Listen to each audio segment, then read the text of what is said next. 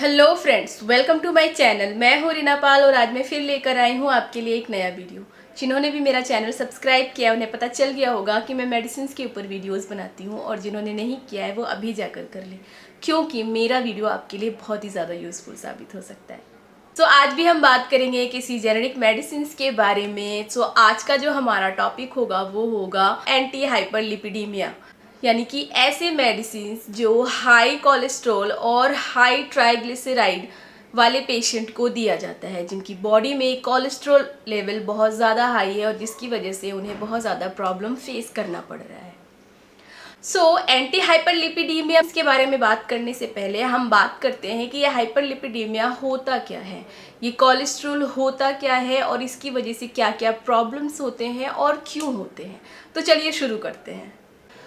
Cholesterol होता क्या है? कोलेस्ट्रॉल एक वैक्सी फैट सब्सटेंस होता है जो हमारी बॉडी में ऑलरेडी पाया जाता है। कोलेस्ट्रॉल का एक बहुत इंपॉर्टेंट रोल है हमारी बॉडी में। इसका रोल डाइजेशन में, हॉर्मोन्स में, विटामिन्स में और न्यू सेल्स के फॉर्मेशन में होता है। एंड इंजरी में जो हमारे पुराने सेल्स होते हैं उनको रिपेयर करने में भी जो कोलेस्ट्रॉल यानी कि जो फैट होते हैं वो बहुत ज़्यादा इंपॉर्टेंट रोल प्ले करते हैं।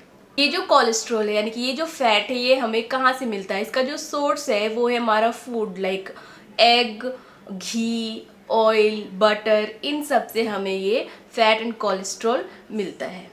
जब हमारी बॉडी में कोलेस्ट्रॉल का लेवल बढ़ने लगता है तब ये आर्टरी एंड वेन्स में बिल्डअप करते हैं प्लग का, यानी कि कोलेस्ट्रॉल का जमाव होना शुरू हो जाता है, जिसे हम मेडिकल लैंग्वेज में प्लग कहते हैं।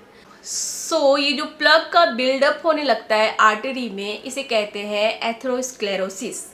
एथेरोस्क्लेरोसिस की वजह से कॉर्नरी आर्टरी डिजीज होता है, जिसमें कि बहुत ज़्यादा कोलेस्ट्रॉल का फॉर्मेशन होने लगता है और हमारी आर्टरी जो है वो उसमें जो स्पेस होता है वो छोटा होने लगता है धीरे धीरे, जिसकी वजह से ब्लड का जो प्रवाह है या ब्लड का जो ट्रांसपोर्टेशन है उसमें बहुत ज़्यादा प्रॉब्लम क्रिएट होने लगती है, और या तो उसमें ब्लॉकेज होने की वजह से वो जो ब्लड का प्रवाह है वो बंद हो जाता है, जिसकी वजह से heart attack and brain haemorrhage भी होता है।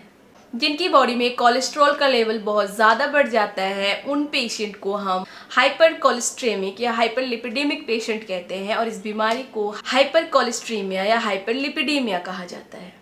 Hyperlipidemic patient and dyslipidemic patient. Hyperlipidemic patient वो होते हैं जिनकी बॉडी में कोलेस्ट्रॉल लेवल बहुत ज़्यादा इंक्रीज कर जाता है, बहुत ज़्यादा बढ़ जाता है।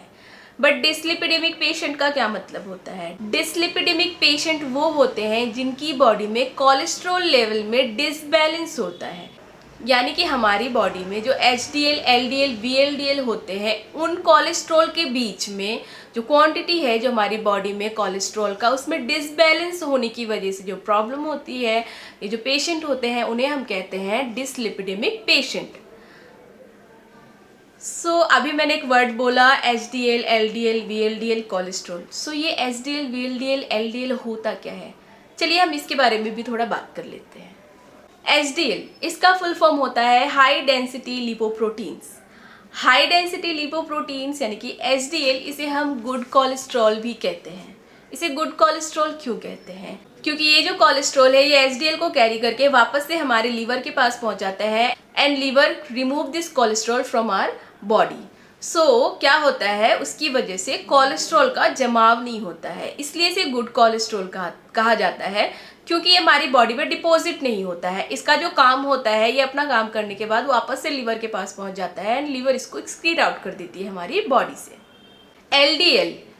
LDL का फुल फॉर्म होता है low density lipoprotein. This is a bad cholesterol. Why? तो LDL को बैड कोलेस्ट्रॉल इसलिए कहा जाता है क्योंकि ये प्लग का फॉर्मेशन करती है। प्लग का फॉर्मेशन यानी हमारी आर्टरी और वेन्स में ये कोलेस्ट्रॉल का जमाव शुरू कर देती है, एक प्लग बनाना शुरू कर देती है, इसलिए इसे बैड कोलेस्ट्रॉल कहा जाता है। VLDL यानी कि वेरी लो डेंसिटी लिपोप्रोटीन्स, इसे भी बैड कोलेस्ट्रॉल कहा जाता है। VLDL जो होते हैं बहुत ज़्यादा खतरनाक होते हैं क्योंकि प्लग का फॉर्मेशन होता है, और जब ये फॉर्मेशन रिलीज़ होने लगता है तो बहुत ज़्यादा छोटे छोटे कोलेस्ट्रॉल ब्लड के साथ पहुंच के छोटे छोटे आर्टरी और वेन्स में जाके ब्लॉकेज शुरू कर देते हैं। जब ये कोलेस्ट्रॉल ब्लॉकेज शुरू कर देते हैं तब ब्लड का प्रवाह यानी कि रक्त का प्रवाह जाना बंद हो जाता है पूरी तरह से। इसकी वजह से क्या होता है, heart attack and brain haemorrhage हो जाता है, जो कि बहुत ही ज़्यादा खतरनाक है, जिससे पीपल की डेथ भी हो जाती है। आइए अब हम बात करते हैं ट्राइग्लिसराइड की। ये भी एक तरह का कोलेस्ट्रॉल है। ट्राइग्लिसराइड टाइप ऑफ फैट होता है जो कि हमारे फूड सोर्स यानी कि घी, बटर, ऑयल इन सब से मिलता है। हमारी बॉडी में जो एक्स्ट्रा कैलोरीज होती है वो भी ट्राइग्लिसराइड में कन्वर्ट हो जाती है। जब हम बहुत ज़्यादा एक्सरसाइज या फिजिकल वर्क करते हैं तब ये ट्राइग्लिसराइड रिलीज होती है एज अ एनर्जी हमारी बॉडी से। लेकिन जब ये ट्राइग्लिसराइड एक सर्टेन लेवल से हाई लेवल पे पहुंच जाती है तब ये खतरनाक साबित होती है और एक डिजीज़ का रूप ले लेती है। लेकिन अगर आप रेगुलर बेस पे एक्सरसाइज और फिजिकल वर्क करते रहेंगे तो आपकी बॉडी में ट्राइग्लिसराइड नहीं बढ़ेगा। जैसे कि मैंने कहा कि जब हमारी बॉडी को एनर्जी की ज़रूरत होती है, यानी कि जब हम एक्सरसाइज या हार्ड वर्क करते हैं, फिजिकल वर्क करते हैं, तो ये जो ट्राइग्लिसराइड है ये रिलीज़ होने लगता है। लेकिन हम घी खा रहे हैं, ऑयल खा रहे हैं, बहुत ज़्यादा बटर खा रहे हैं और हम कुछ नहीं कर रहे हैं, हम सिर्फ सो रहे हैं, हम कोई फिजिकल वर्क नहीं कर रहे हैं, तो क्या होगा, ये ट्राइग्लिसराइड रिलीज़ नहीं होगा हमारी बॉडी से और हमारी बॉडी में ये ट्राइग्लिसराइड बढ़ जाने के बाद एक डिजीज़ हो जाएगा, जिसकी वजह से फिर हमें मेडिकेशन पे आना पड़ेगा। तो मेडिकेशन में जाने से अच्छा है कि आप अपनी लाइफस्टाइल को ही बेहतर बना लें। हमारी बॉडी में जो नॉर्मल ट्राइग्लिसराइड है उसका लेवल होता है 150 mg/dl, 150 mg decilitre. Border line यानी कि जब खतरा बढ़ने लगता है तो जो बॉर्डर लाइन होता है वो होता है 150 mg डेसीलीटर से लेकर 199 mg decilitre. High triglyceride 199 to 499 mg decilitre. Very high triglyceride above 500 mg decilitre. Hyperlipidemic होने का रीज़न क्या है? Cause of hyperlipidemic. हाइपरलिपिडेमिक का कॉज, मोस्ट इम्पॉर्टेंट कॉज आपकी लाइफस्टाइल। अगर आपकी अनहेल्दी लाइफस्टाइल है, ओबेसिटी है, बहुत ज़्यादा स्मोकिंग कर रहे हैं, बहुत ज़्यादा फैट का कंज्यूम कर रहे हैं, कोई एक्सरसाइज नहीं कर रहे हैं, तो ओब्वियसली आपको हाइपरलिपिडेमिया होनी ही होनी है। मैं आपको पहले भी बता चुकी हूँ और मैं आपको अभी भी बोलती हूँ कि इन फ्यूचर आपको कौन सी बीमारी होगी कौन सी नहीं, ये आपकी लाइफस्टाइल पर बहुत ज़्यादा डिपेंड है। तो आप अपनी लाइफस्टाइल को बेटर बनाएं instead of taking so many medicines. चलिए अब हम ये जो कोलेस्ट्रॉल, ये जो हाइपरलिपिडेमिया है, इसकी मेडिकेशन के बारे में बात करते हैं और उसकी प्राइस के बारे में बात करते हैं। पहला जो कैटेगरी है मेडिसिन का वो है HMG coenzyme reductase inhibitor.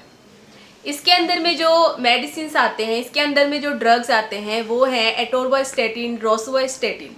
But उससे पहले मैं आपको बता दूं, HMG कोएंजाइम रिडक्टेज इनहिबिटर के बारे में बात करने से पहले मैं आपको बता दूं, HMG कोएंजाइम रिडक्टेज के बारे में मैं थोड़ा आपको बता दूं ये होता क्या है।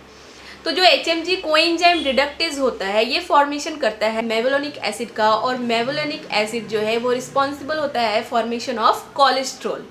तो ये जो HMG कोएंजाइम रिडक्टेज इनहिबिटर है ये इसी HMG कोएंजाइम रिडक्टेज को ब्लॉक कर देता है, जिसकी वजह से मेवलोनिक का फॉर्मेशन नहीं हो पाता और उसकी वजह से हमारे बॉडी में कोलेस्ट्रॉल नहीं बढ़ता है।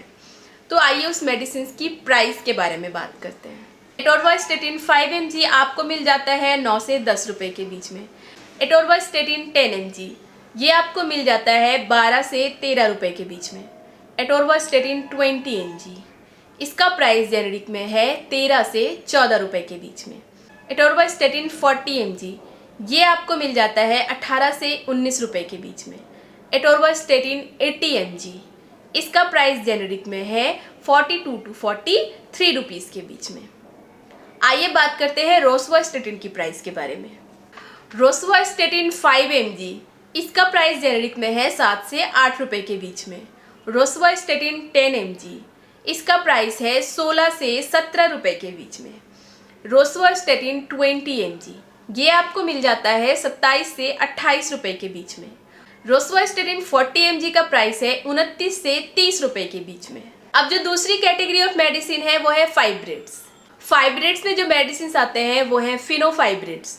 ये जो फिनोफाइब्रेट्स हैं ये क्या करते हैं? Fenofibrate reduce the triglyceride. Fenofibrate triglyceride को ही कम करने के लिए दिया जाता है। ट्राइग्लिसराइड का लेवल अगर आपकी बॉडी में बहुत ज़्यादा है तो फिनोफाइब्रेट दिया जाता है। ये एक फाइब्रेट्स होते हैं। ये क्या करते हैं, ये लीवर में VLDL के प्रोडक्शन को ही रोक देते हैं, क्योंकि ये जो VLDL होता है ये कैरी करता है ट्राइग्लिसराइड को। तो अगर VLDL का लेवल कम हो जाएगा तो ट्राइग्लिसराइड ऑटोमेटिक कम हो जाएगा। आइए हम फिनोफाइब्रेट्स की प्राइस के बारे में बात करते हैं। फिनोफाइब्रेट 145 mg आपको मिल जाता है जेनेरिक में 33 to 34 रुपीज़ के बीच में। फिनोफाइब्रेट 160 mg आपको मिल जाता है जेनेरिक में 40 to 41 रुपीज़ के बीच में। तो ये थी हाइपरलिपिडीमिया की कुछ मेडिसिन के बारे में। मैं आपको इसकी कॉम्बिनेशन ऑफ ड्रग के मेडिकेशन के बारे में भी, उसकी प्राइस के बारे में भी बता देती हूँ। यानी कि उस मेडिसिन में HMG coenzyme reductase and fibrates दोनों मेडिसिन का कॉम्बिनेशन होगा, यानी कि एटोरवास्टेटिन के साथ फिनोफाइब्रेट के कॉम्बिनेशन या रोसुवास्टेटिन के साथ फिनोफाइब्रेट के कॉम्बिनेशन। तो ये कॉम्बिनेशन ऑफ मेडिसिन भी पाया जाता है जो कि पेशेंट को दिया जाता है उनके मेडिकल कंडीशन को देखकर, उनकी डिजीज की सिवियरिटी को देखकर। तो चलिए हम उसकी प्राइस के बारे में भी बात कर ही लेते हैं।